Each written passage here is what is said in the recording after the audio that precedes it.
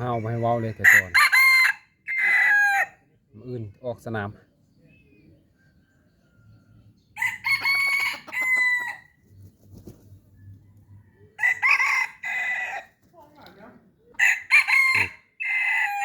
ด้านห้ากระจับขึ้นคอน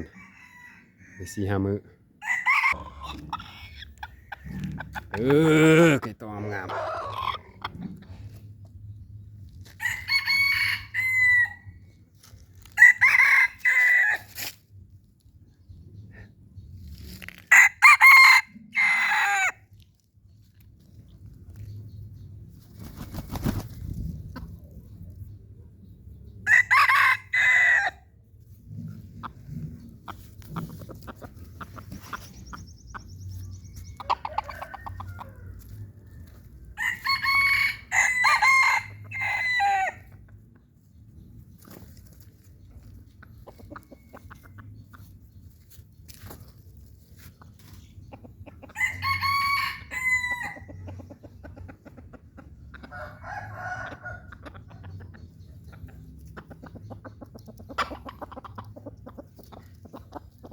สองไอ้น้อง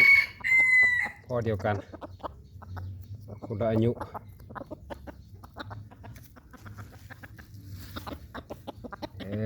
ไก่ต่อเด้อ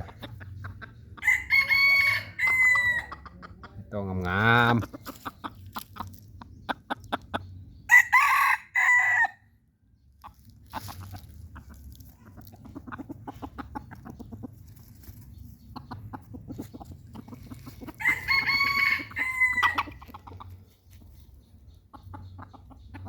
ตัวงามๆห้าวๆ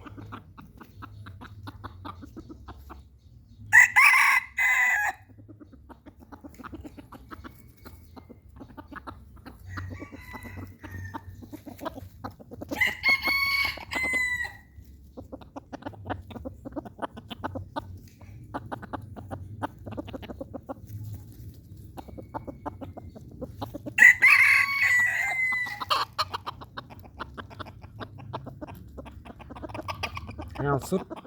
ความห้าว